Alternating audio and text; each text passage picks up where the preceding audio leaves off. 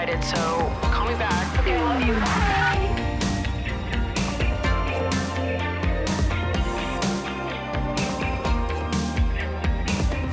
What's up, you guys, and welcome back to Emotionally Online, the show for spilling guts and sharing secrets, hosted by yours truly, the one and only Maddie Drosbeck, CEO of Lover Girls USA. It's a lover girl lifestyle. I'm in my hard eyes era. Okay. Not that I've ever exited my hard eyes era. I think I was born with hard eyes, being lovey-dovey and giddy about everything. I think I am permanently like this. And I actually am so grateful for that. I'm so glad that I'm learning the older that I get that I actually think it's impossible for me to be jaded. Hey, jaded. A great song. But the older that I get and the more bullshit that I've endured, specifically in dating and love, I'm just like, I actually think it's impossible to break my spirit. I think that I am just the CEO of Lover Girls USA and nobody can change that. She was born with the DNA for it, mama. She was born with hard eyes. That's so cute of me.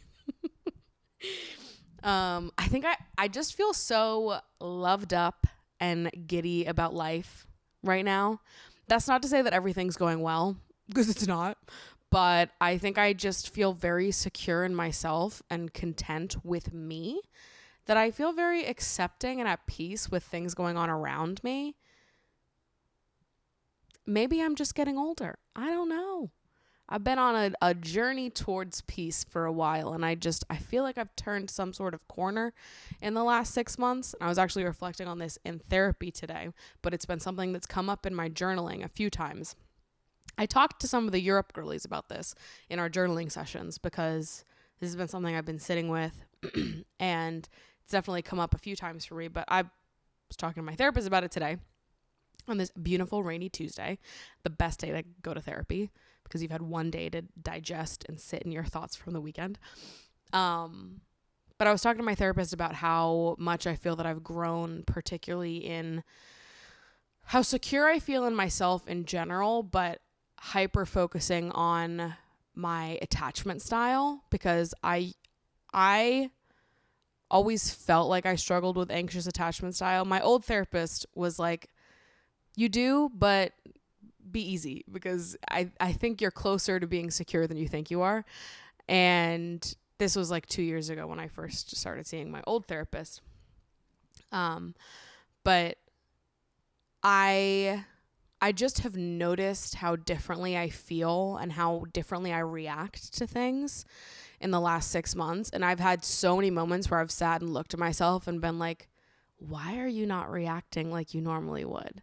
Why do you feel so at peace and so different? Like, I've almost been like waiting for the shoe to drop and be like, okay, so when are you going to freak the fuck out? When are you going to get anxious? And I just haven't.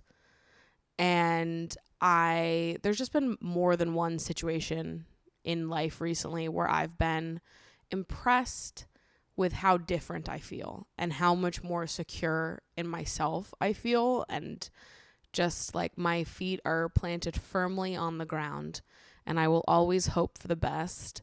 But if the best case scenario does not happen, or it's a winding road to get to the best case scenario, like I'm not worried for me. And I think I've gotten very good at calming myself down, maintaining my inner peace, like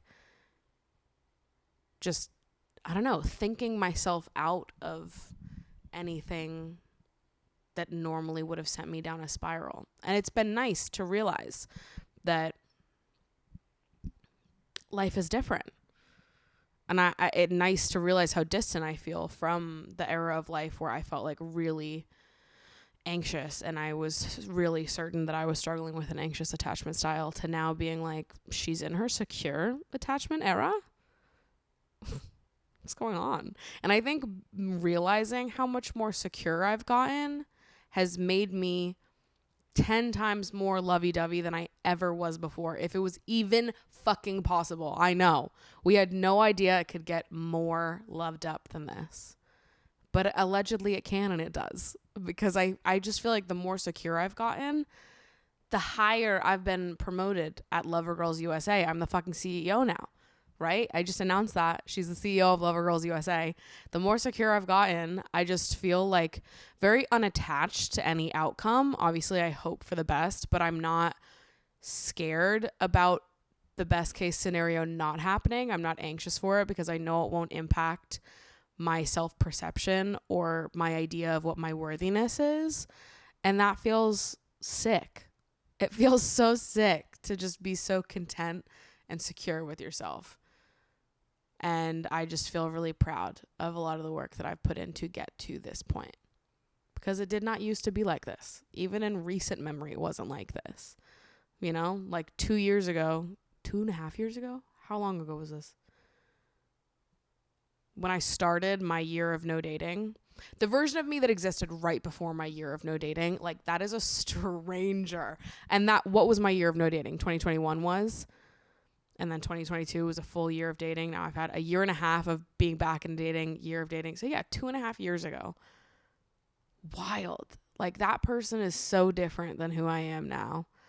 And I'm just happy. I'm just having a happy, loved up summer. And I want everyone to know how cool I think they are and how awesome I think they are and just how much I fucking love them. Okay? It is a lifetime of saying how you feel and not feeling any type of way about it. I don't need people to feel exactly what I feel, but I need to be honest about what I feel and true to myself and my heart. That is important to me. So anyways, I'm having a good time recently and just feeling very in alignment with myself and happy that I am in a more secure place. Like, cheers to that. Why don't we? I'm going to a ballet class on Thursday, which I'm so excited about. It's at Good Move. It's actually, it's a like a partnership. It's an event that a brand is doing with Good Move. One of my friends works for the brand. And so she's planning this event with Good Move. And I was so excited. I bought myself a little ballet outfit. I was on Capizio, bitch. I was getting in there. And I'm so excited to go take this little ballet class and put on my little ballet outfit. Like, life is so fucking fun. It's so fun.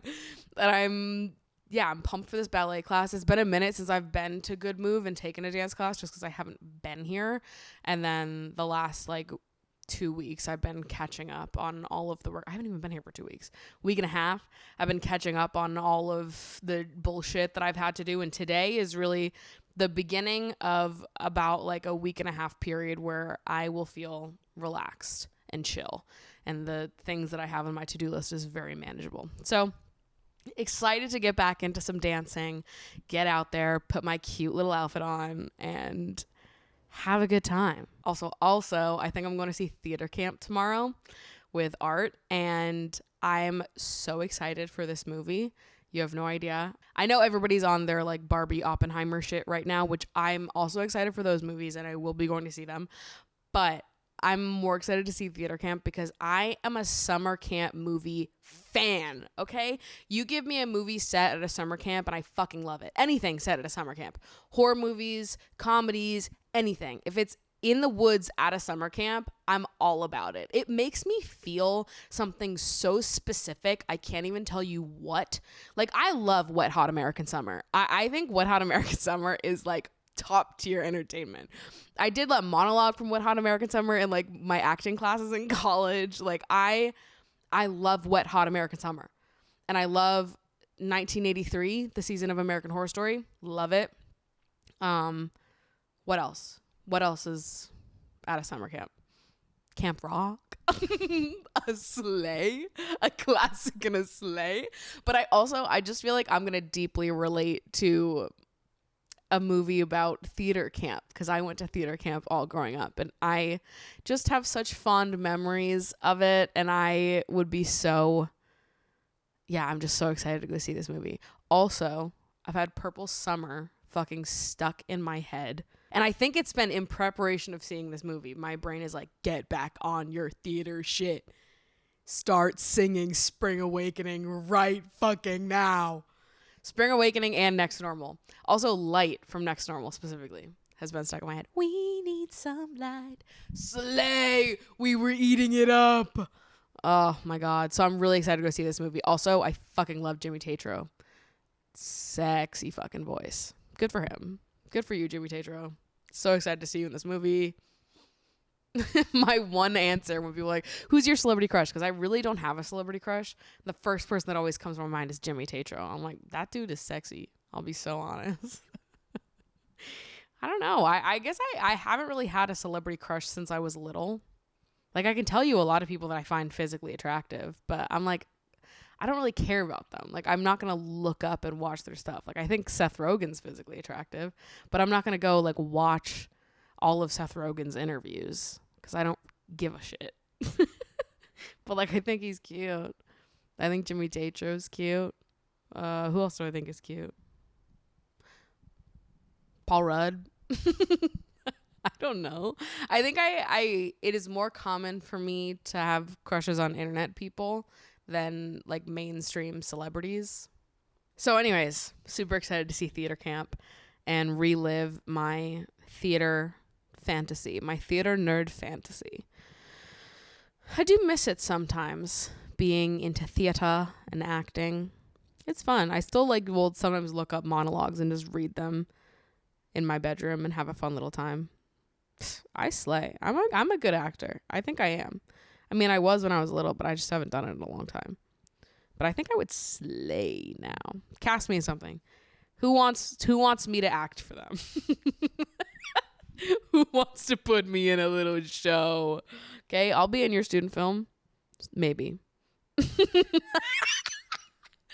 All of a sudden, these offers start rolling in, and I'm like, listen, I'll do one student film. And you have to just believe in me. Don't let me audition. Just give me the part. I think I could eat it up. I think I could slay. Anyways, we're getting too deep into fantasy land right now. Let's dive into some audience submissions, shall we? If you don't know, there is a submission box for this show where you can submit anything and everything that's on your heart. Whatever you would like to bring up at the sleepover, I will read it out. I pick a few submissions every episode and we dive in and we get really juicy with it. So let's pick out a few. I've recently started posting fashion, style, and body positive content on Instagram and TikTok. Fashion and blogging used to, 8 years ago, be a huge part of my life. I've only recently started feeling great about myself again to the point where I'm re-engaging with it. But my sister, who I would call one of my best friends, is being so negative about it.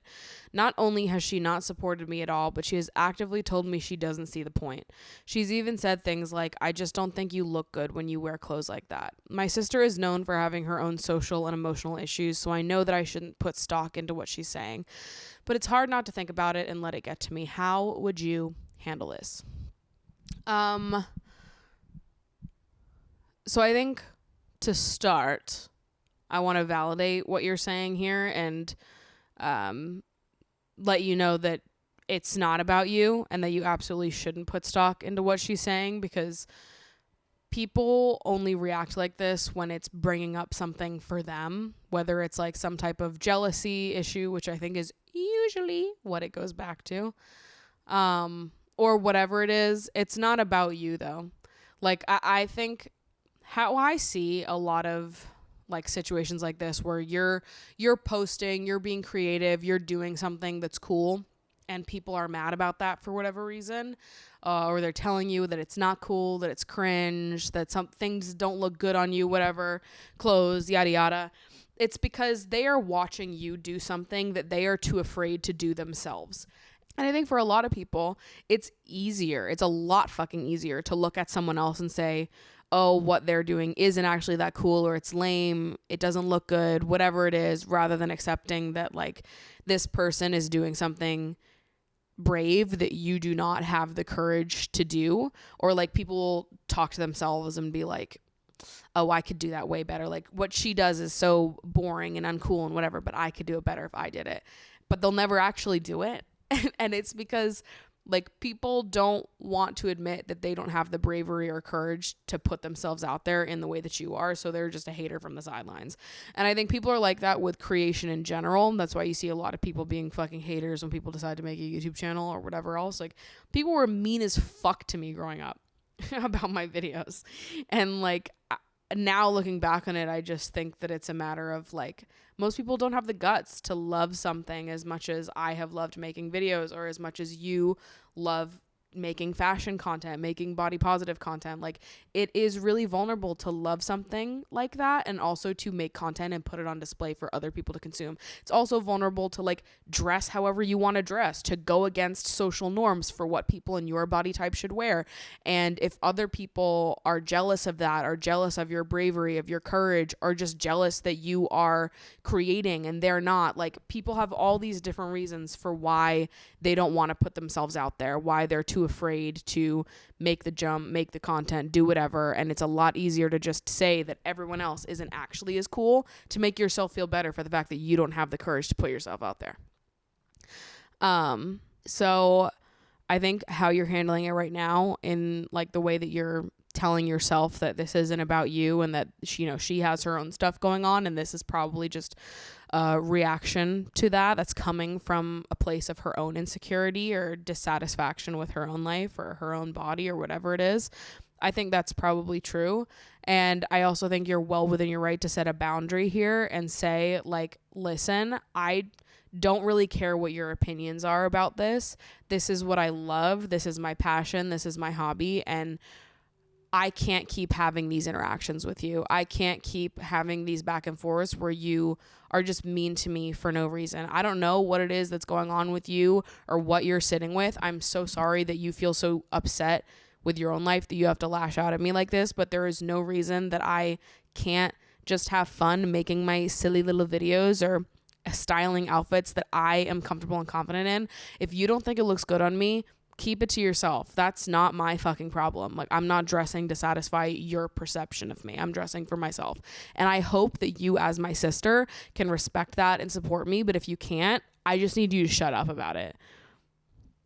I think sometimes that's what it comes down to be honest. I've definitely, the people that have been like nasty to me about my body in my life, it's a long process to getting people to understand why their views on body image are fucked up, because I think a lot of people are just so deeply struggling with their own shit that they can't even begin to understand how those views impact other people, or like that those views are toxic in the first place. And so a lot of the times it wasn't going to be an overnight fix to like get people to, shift the entire way that they see bodies and how we dress and like what different bodies are able to wear and whatever.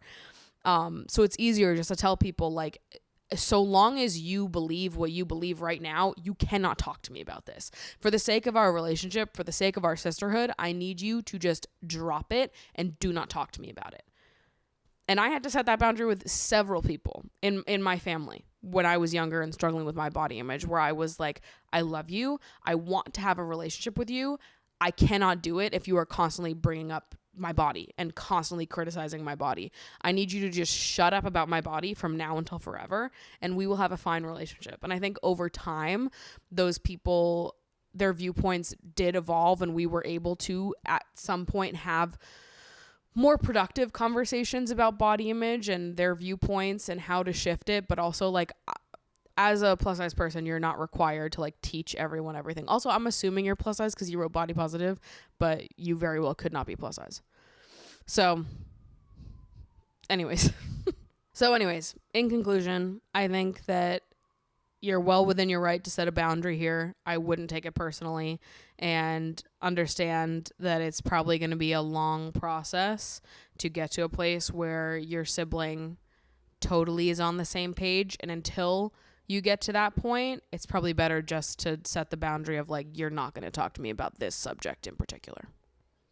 Depends on the situation though, so you'll be able to read the relationship and what's best better than I can, obviously, but just know that you're not in the wrong here at all. So recently I broke my 1.5-year streak of no sex with my manager at work. I had always thought he was cute, and he's around the same age as me, but we never really worked the same shifts. I worked mornings and he worked closings, so the times we would see each other was when I was leaving and he would just be getting to work. However, over the past few months, I would work part of some closing shifts and we started to talk more. It was only recently that I got a feeling he liked me. I thought it would be fun to hit him up before I left after putting in my 2 weeks. A few days before leaving, I messaged him to see if he wanted to hang out, but I got cold feet until he messaged me 2 days later to see if I still wanted to hang out. I had a really great time, and I spent a couple of nights with him before I left. He admitted to me that he had a crush on me for a few months, and I felt like we hit it off. However, I keep thinking that I may have slept with him too soon. I often hear from relationship gurus online and family that if you sleep with a guy too soon, they aren't interested in you beyond sex. Boo! Do you think that having sex early on means that deeper connections can't happen later? Do you think that men take women less seriously if they have sex too quickly? P.S. I love you. I've been watching you for a couple of years. You are who inspired me to take a break from dating and get clear about my wants and boundaries for relationships. So thank you. Well, that's great. Thank you for being here and thank you for submitting. This is my beef with a lot of like dating and relationship gurus online is that they give the most fucking ass backward advice. And this is a prime example of like a piece of advice that relationship gurus give all the time online that I think is just bollocks vibes. Because here's the thing. And a piece of advice like this where it's like, don't have sex too early on. It's like an arbitrary timeline as well. They're not telling you exactly when. They're just like, don't have sex too early on because he's not going to respect you. It's like you're giving advice that's still catering to these like archaic ideas of sex and promiscuity and how women are supposed to interact with sex. And you're giving people dating advice encouraging them to like play 3D chess and like figure out when this person wants this and cater to their every want and desire so that you can make them like you. That's not how things actually fucking work in the real world. And the reality is with the right person, it's not going to matter when you have sex, right? Because you have a connection, you're right for each other, things are going to develop, whatever. Are there some people out there that do view women and sex like that? Are there some men out there that you could have sex with them early on in the relationship and they will lose respect for you and not want to pursue you on a deeper level? Sure, assholes exist everywhere. Those are not the people you want to date though, correct? Like, from how I see it, it's like, it's very similar to the you can't say the wrong thing to the right person vibe. It's also like, you can't have sex with them too soon if they are the right person. You know, like, there's no specific timeline for these things. There's no right or wrong time. If you feel comfortable being intimate with someone, you can do it on the first date, you can do it on the second date, you can do it on the third. It doesn't matter. You know what I mean? Like, you can have sex with someone whenever you want. Hookups turn into relationships all the time. People have sex on the first date and end up married to each other all the time. It's like, this happens literally all the time. If you're with someone that you are compatible with, if it's the right person for you, it's really not going to matter when you do have sex. So I don't think it's like I just think it's a non-issue completely. I think whenever you feel comfortable with it, then do it.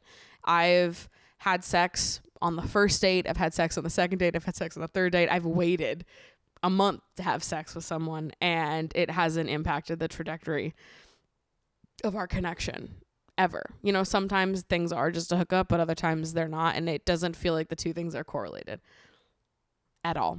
So I wouldn't think about it like that. I would just assess whether or not you are comfortable. Are you comfortable having sex with this person right now? Do you need more time to develop trust and closeness before you feel comfortable? If you feel comfortable right now, then sick. Go for it. Be safe. Do what you got to do. I just think it's a non-issue and I wouldn't worry about it. This is like one of my favorite topics to beef with relationship gurus about because I think the advice that's given in this department is just so rooted in like fear of what could happen and it's not based in reality. As long as you feel comfortable and you are being safe, then you can have sex at whatever time you want. Okay? With peace and love. All right, last submission, and then I'm going to hop into Love Island Week 6 recap, baby. Hello, Maddie. First of all, I really love your podcast and your videos on your main channel. Thank you.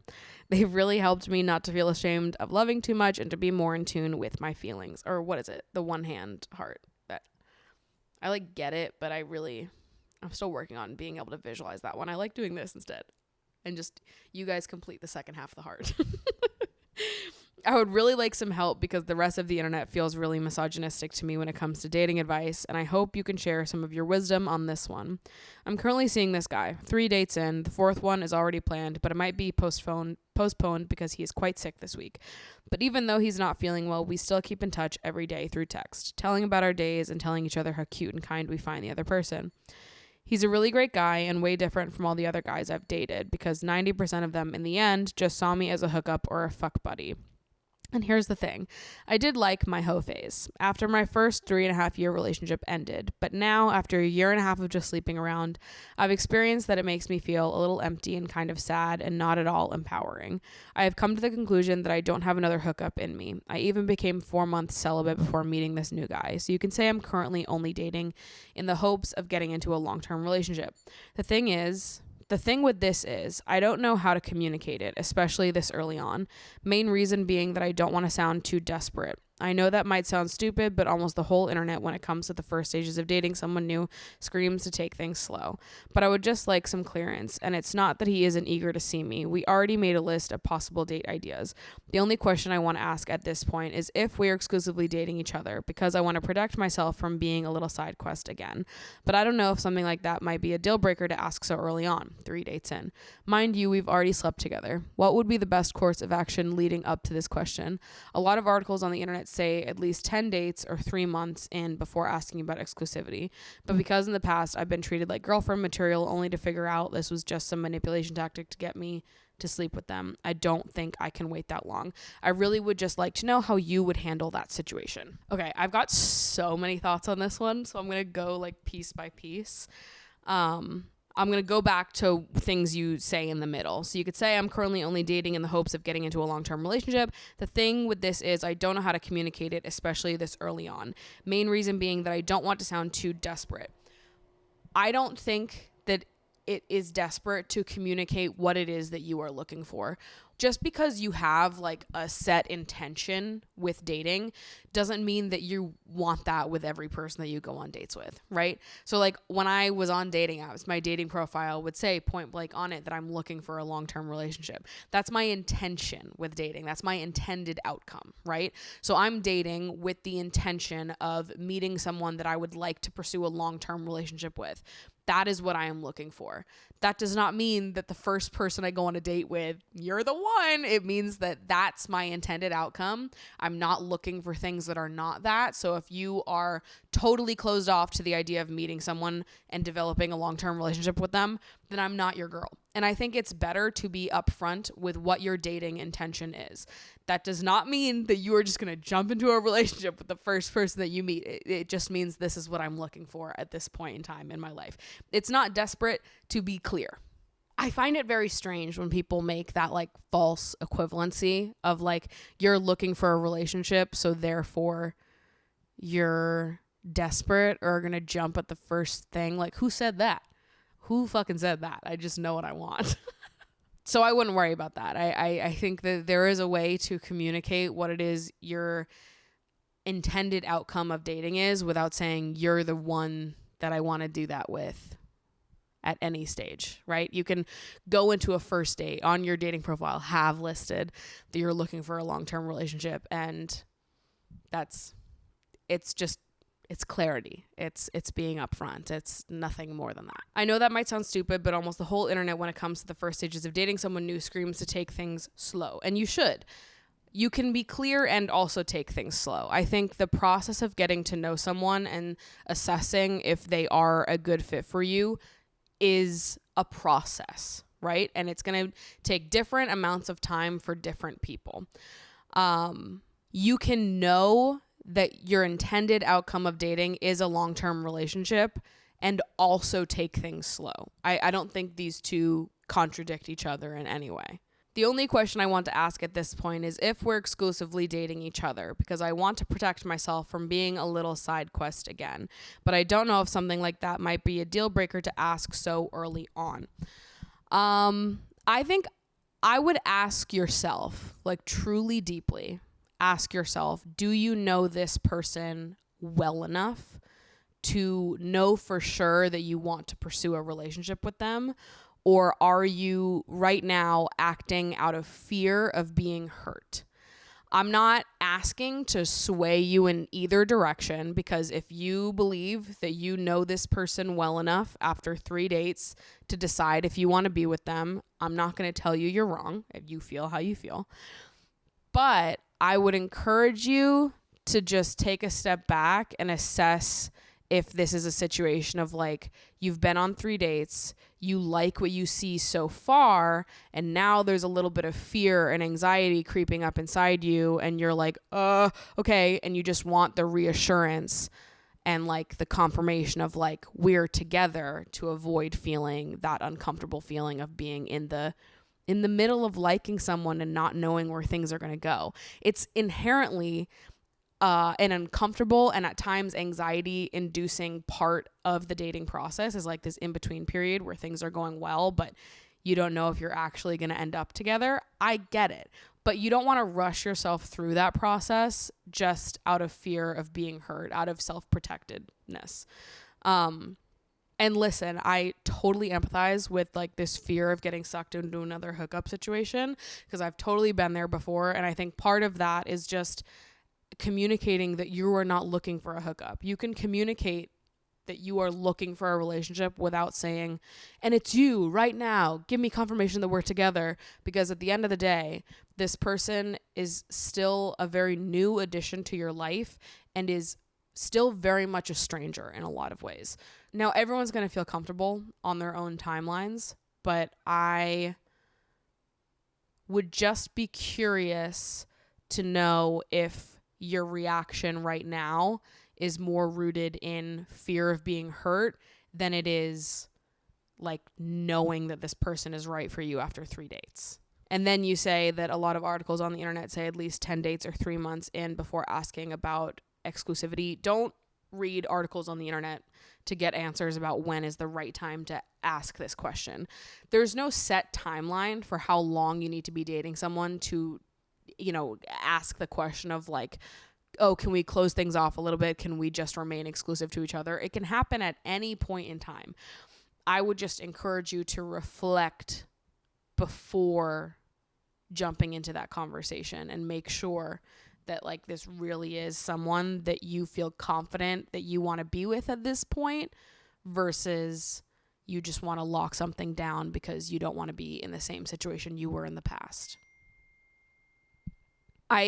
I just say all this because I can like hear the fear of being hurt again in how you've written this, and I deeply relate and empathize. I have been there. I have felt this way before, and in my experience, it's been more helpful to focus on zeroing in on what I want and how to communicate that up front and throughout the dating process, rather than just like fast forwarding to something farther down the line, because it's more like security. A lot of the dating process is a question mark. It is in the middle. And sometimes it will bring up like these very anxious thoughts of like, is he telling me the truth? Am I gonna be just another hookup to him? Am I, is he treating me like girlfriend material only to turn around and be like, oh, I'm not ready for a relationship? I get it, but also you don't want to rush into something because you perceive that to be the like safer emotional option, when I think in reality, long term, your relationship will fare better if you let it grow naturally and you communicate throughout that process, rather than being like, okay, we're shut off, we're closed off now. If I were you and I needed a little bit more reassurance that like we were on the same page and moving in the right direction, I would just have an open conversation of like, so what is your ideal outcome of dating? What are you looking for? I am personally looking for a long-term relationship, building up to that, growing into that. And I like how things are going and just want to make sure we're on the same page. I think that's a completely appropriate conversation to have without being like, I need a label right now. I need exclusivity right now when it's been 3 dates. I think you can share that you're enjoying how things are going and this is what my intended outcome of dating is, without being like, you're the one after knowing them for 3 dates. Something to think about. All right, babes, it's time to go back into the villa and see what the islanders are up to. And honestly, what the fuck the producers are up to. Because they've been absolute menaces this season, babes. Absolute menaces, and I love them for it. Holy shit. Week 6 of Love Island, baby. Dun, dun, dun, dun, dun. Movie night. Movie fucking night. Honestly, this is the beginning of the week last week, so I'm a little bit hazy on what happened in movie night in its entirety other than like the big things. So let's see if I remember what I wrote in my notes. The Mitch video comes first, where it's just Mitch being a pot stirrer and also being like totally inconsistent in what he says to the boys versus how he acts with the girls. It was clips of him and the Zachariah stuff when he was pursuing Molly, and then what he said to Katie. Just classic messy Mitch behavior. And everyone's laughing because they already know that Mitch is a pot stirrer, but you can tell it's going to be a conversation later, babes. Okay, then they show Ella's. And Ella's movie night shows her kissing Uzi in bed, which she said she didn't do, right before the movie night happened. And she was talking to Tyreek, and she's like, nothing happened. I never kissed him outside of a challenge. And everyone was like, what are you talking about with that one, babes? Because I'm pretty sure you did. And then the video, it like, she's holding the covers over so you can't like see their faces, but the covers are over and you hear kissing noises. And as this is showing, Ella's like starts screaming and claiming that it was just on the cheek, which is like, why are the covers pulled up then? You expect me to believe that you pulled the covers up over your head for a kiss on the fucking cheek? Let's be so for serious and for real right now. It's not just like a polite little peck, okay? He might have been like sucking on your neck. You can convince me that maybe you guys didn't like make out, but I don't believe it was like a quick little just peck on the cheek good night. I do not think that that's what happened. Why would you pull the covers up? If that was the case, why would you pull the covers up? Okay, oy vey. Then we get to Scott and Catherine.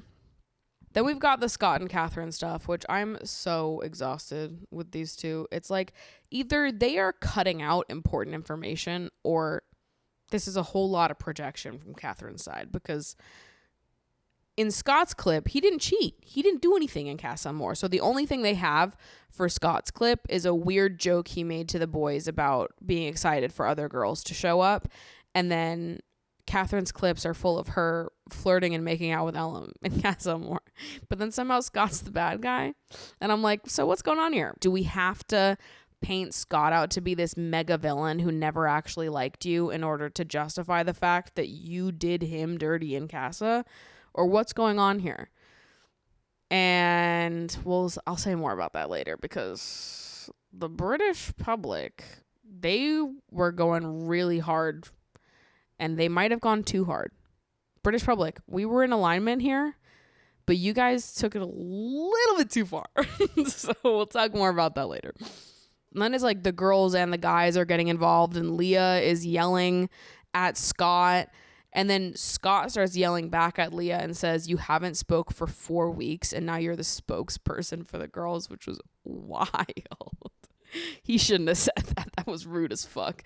But it was funny, so I'll allow it. Then we've got Montel and Leah. Montel's clips show him kissing Tink and saying that they have a better connection than him and Leah. And then Leah's clip shows her being loyal and a sweetie and saying that she misses Montel. And then my favorite part of this whole interaction was Ty booing and throwing popcorn at Montel. I was like, God, Ty really is our Ekin Sue. That's my Ekin, my bestie.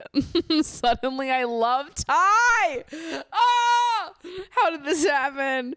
Then Ty's clip shows him pulling a Jake from season 7, being flirty and then encouraging all the boys to cheat. And the girls are like, why are you all following him? Why are you all just like obeying what Ty says? Then Sammy's clips show him cheating with multiple women, and the clip of him telling Mal that he has a better connection with her after just a few days than Jess in 2 weeks. And Jess starts crying. She was giving us the Kim Kardashian cry meme. Like, her face does not move, and she was crying, and it was very sad, but also it was funny. It was funny, okay? And I'm not gonna lie and say it wasn't funny. It was funny. Then Scott and Leah have a conversation after movie night and they're fighting back and forth. And he's like, did you forget what you said to me? Like, he was so upset because Leah said that he got no bitches. Which is like really funny. Like in the Scott and Catherine debacle, I don't think Scott has done anything. I think it's like a bunch of drama for no fucking reason. But it's so funny to me that he was like so bothered that they were basically like, no bitches, because it's like, who gives a shit? And then Leah was like, I literally never said that, which she kind of did. She didn't use those words, but like she low-key, I mean, they all were low-key being like, Scott gets no bitches, and that's why he's single post casa, which is funny. I'm here for the entertainment value above all else, right? Never forget that at the end of the season, I will not be voting for the most compatible couple. I will be voting for the person who entertained me the most this season. So it's looking very good for Ty right now. I also can't fucking vote, right? Because I'm in the US. So I'm actually saying this now. I'm putting feelers out there. If you live in the UK and you would like to submit votes on my behalf, you let me know. Like, if you're someone that listens to this section of the podcast and you live in the UK and you don't watch Love Island, so you have no stake in the game, and you would like to give me your votes and vote for me on my behalf, I would love that. I want to be included. The UK won't let me vote because I can't download the fucking app. Sammy and Jess talk, and he's immediately combative to any of her frustrations. And he's like, why haven't I shut the door on you then? Like, obviously I like you. If I didn't like you, I wouldn't be with you. If I would have rather been with Mal, I would have left with her. And then he yells at her for interrupting, even though he literally won't let her speak. And he's just such a fucking loser and an asshole and toxic and a baby. Sammy is a baby, okay? Jess, you do not need someone who treats you like this. Also, it's like, it's gone around in circles for so long at this point that I'm like, what do you really see something with this man that you've had such an incredibly unromantic story with? Like, you've been dealing with this for 6 weeks at this point. Do you think it's going to get better? Hasn't he ruined the story now? It's just like it's been so soured and it's so toxic. There's just no recovery. You guys are just going to keep going in circles. Like, at one point, do we accept that you guys are not a match? At what point do we just say, you know what? We gave it a shot, but this guy fucking sucks. At what point do we give it a rest? And then Jess is like, I've been so good to you. And Sammy's like, me too. Sammy, be serious challenge. Sammy, tell yourself the truth challenge, because we know that's not fucking true. The boys confront Messy Mitch, and the conversation is like very strange and not very productive, but they like sort of move past it. I don't know. The men on Love Island and their conflict resolution skills are really quite fascinating to me. Then Montel apologizes to Leah in front of everyone, like on the terrace, and I'm not sure why this works, but it does.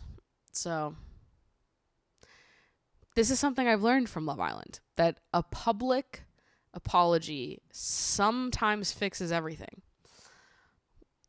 I don't personally get it, but in the Love Island universe, it always works. Just go on a balcony and scream about some things, and they'll forgive you. Then Abby, who's paired up with Mitch, pulls Scott for a chat, and he sort of uses it as an opportunity to move towards her. And then Abby says that Scott's her type, but she would need to speak to Mitch before she knew for sure that she wanted to get to know him. Then Abby and Mitch talk, and Mitch says, if you want to get to know Scott, that's fine, but I'm confident that what you have with me is better. Which is like a very chilled out reaction, considering that on day 4, he and Molly got into a huge fight when he was like, I'm closed off. And Molly was like, I'm fucking not. Like, what happened to that Mitch? Mitch, who wanted to be closed off after literally 4 days of knowing someone. And now when Abby, who is like the first girl that came in that actually wants him, they were like together for the last 4 days. Suddenly when she wants to explore, he's like, go for it. And it's like, did he have this major character growth in the last 4 weeks, or does he just not like her that much? We will find out. Then there's a recoupling that happens. All of the couples stay the same, except Ty and Ella get back together. Uzi goes with Katie. Sammy gets back with Jess, and Amber ends up with Scott. Then we have Katie and Molly laying on the daybeds together, and Katie asks Molly if she would like to be closed off with Zachariah, and Molly's like, oh, we are. We just haven't really announced it or talked about it publicly yet. And then Katie immediately goes and tells all of the girls that this is what Molly told her and that they've been closed off this whole time. Interesting moves on Katie's behalf. I watched that and I was like, do you think a producer told her to go do that? Like, they were like, go tell all the girls right now. Because I was like, why did she do that? Why did she just bring all that up randomly? And then that night, Katie does a cheers when they get their one cocktail of the night. And she does a cheers and breaks the news that Zach and Molly are closed off. And is like, cheers to Zach and Molly being closed off. And it like immediately kills the vibe. Everyone's like, oh, why would you say that? And it's so funny how serious this is to all of them. I'm like, it is weird that she did that because Molly in their conversation did make it seem like it was a private thing that also they wanted to keep private, which is why they hadn't said anything to anyone. But also it's like, who fucking cares? Like, is it really that big of a deal? And then Molly and Zach were talking and Molly was like, I really don't think she meant anything bad by that. And Zach was like, she didn't mean anything good though, which I think is fair. I don't know. I don't think that Katie meant anything bad by that. I think it was a bad choice. I don't think she should have shared that information. It wasn't hers to share, but I don't think it was like an intentionally malicious thing. I think she just had a blonde moment. I think she was just being a little dumb about it. And yeah, I don't know. I don't think it's that deep. I honestly think she's just that daft. Then Mitch is starting to get irritated that Abby is talking to Scott too and doesn't seem to be making a choice. Whitney and Lachlan go on a date and they play a piano cover of Don't Worry, Be Happy in the background, which was sending me to the fucking moon and back because did any of you guys ever have one of those like fucking talking fish heads in your house? My family didn't personally have one, but our neighbors up in Maine did. And you would go over and it would be like a fish on the wall and you'd press a button and it would start singing Don't Worry, Be Happy. Don't worry, be happy.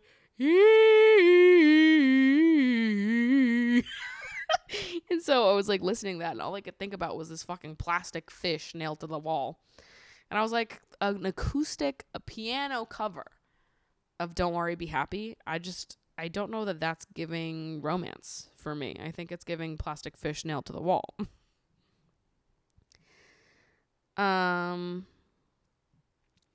Then the public have been voting for their least favorite couple. And this is my favorite thing that they've introduced this season is like the like surprise dumpings with absolutely no fucking warning. They send in immediately. They're not even gathered around the fire pit that Catherine and Elam have the fewest votes and were immediately dumped from the villa. People are shocked. I was not, okay? Because I knew that people were mad at Catherine. Everybody online has been up in arms at how Catherine's been behaving. They booed her on After Sun a few weeks ago. Like, we knew, right? The public is not on Catherine's side in the Scott-Catherine debacle. So I saw it coming. So then they pack up, leave. A second text comes in right as they are leaving, telling everyone else to come around the fire pit because they are not the only couple to be dumped from the island tonight. The other three couples in the bottom are Leah and Montel, Katie and Uzi, and Jess and Sammy, which this was crazy because right now Scott's in a friend couple with Amber. And I was shocked that he wasn't at least in the bottom four. I'm like, listen, Scott v. Catherine drama, I'm team Scott, but I'm not like riding for Scott to win this show. The man's boring. Okay. So what do you mean he's not in the bottom four in a friend couple? In a friend couple, he evaded the bottom four. Then look on Reddit. Not only did he evade the bottom four, but he was the top voted couple of the week. The top voted couple. Like, you guys have taken it too far. This is my beef with Brits, okay? You guys take it too fucking far sometimes. Let me in there. Give me a voice. Give me a vote, okay? The British people won't let me vote in Love Island, and it is discrimination, okay? I'm an American that watches Love Island UK, and I would like a voice. Put me in the villa. ITV. I've got questions. I've got feedback. I've got so many things to say, okay? Hook me up. Get me a vote. Get me specifically a vote, okay? I'm not fighting for everybody else's rights to vote. I'm fighting for my right to vote in Love Island UK. Okay. This is very fucking serious to me. So then we learned that Leah and Montel are the second couple to get dumped from the island, which I was honestly not that surprised by either. I thought that it was either going to be Leah and Montel or Sammy and Jess, just because I think that like Katie and Uzi probably have less fans, but they don't have haters, right? Because they really haven't done anything, either of them. Montel definitely has some haters for how he's treated Leah, and Sammy has so many haters, it's literally astronomical. So that's how my brain was working it out, so I wasn't that shocked that Leah and Montel went either. But I love the way they did that. I love a surprise dumping. They've been killing it with the surprise dumpings this season. And then Katie immediately is like, how is this happening? Not to be rude, but you two aren't even a couple, to Scott and Amber. And people are like, it's not the time, Katie. And I was like, let her speak. Let her talk her shit. Okay? I love it. I love when people say things they shouldn't say. Later on in the night, Jess is making jokes about how Sammy's at the bottom of the public vote every single time. And she's like, maybe I just need to recouple. Maybe you're dragging me down. And it's like, don't joke about this, Jess, because that is the truth. You are so close to realizing the truth. Right now you're joking around. You think that's a joke. It's not a joke. It is serious.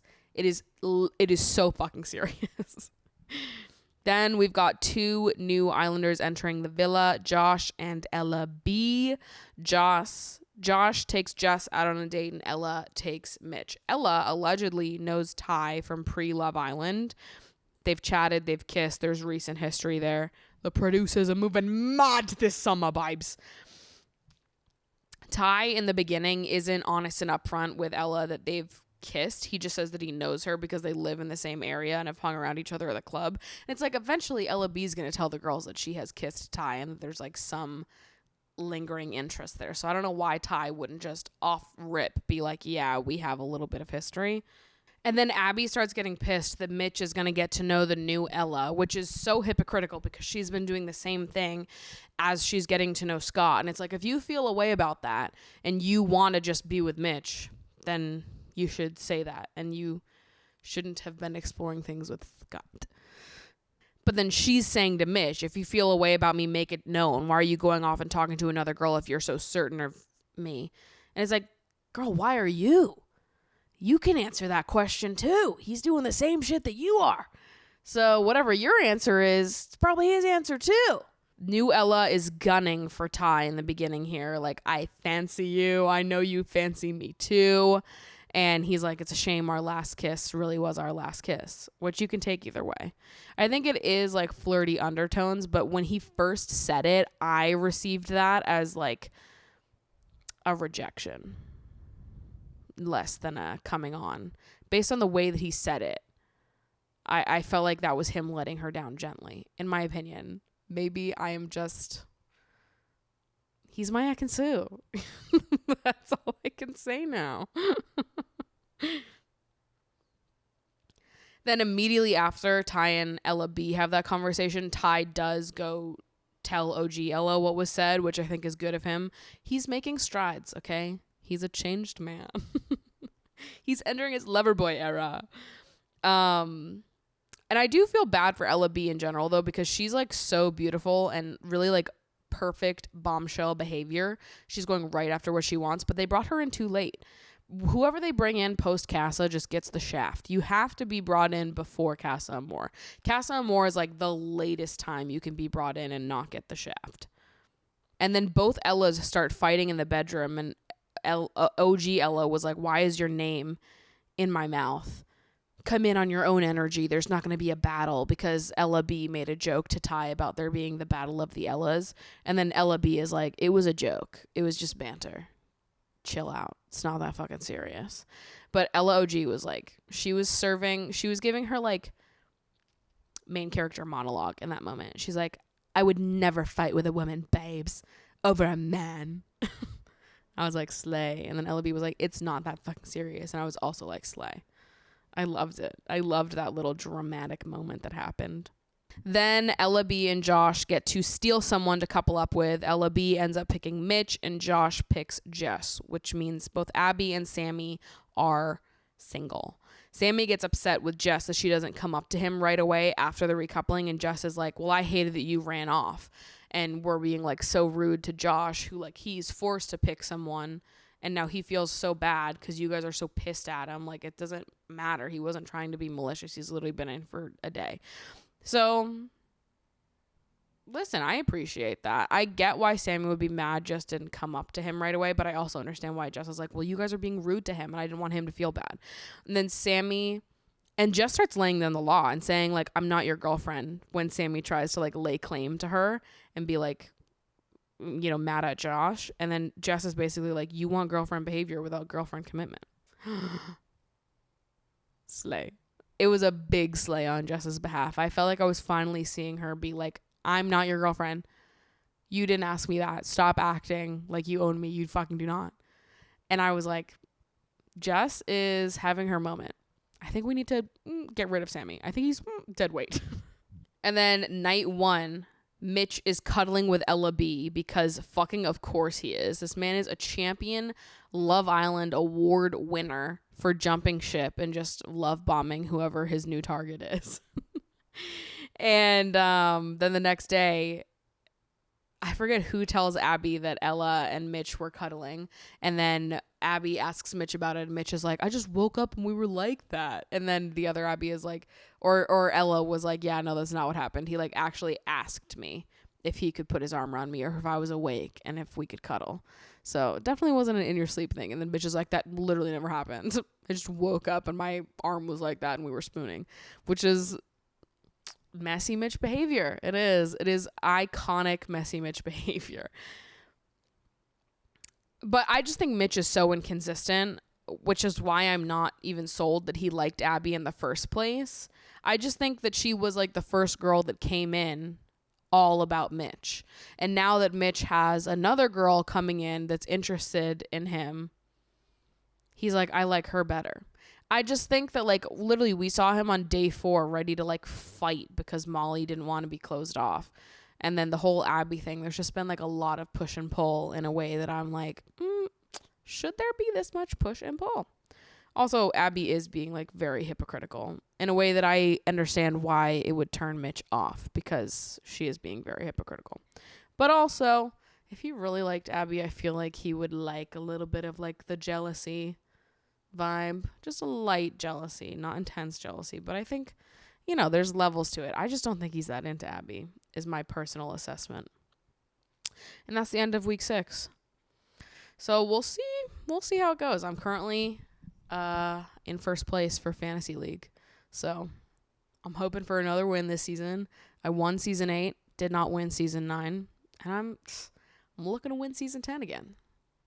I'm very good at Love Island Fantasy League, baby. Do not fuck with me. I've lost 50 points this season, and I'm still in first place. So, sincerely, don't fuck with me. Because how the fuck have I lost 50 points, and I'm still in first?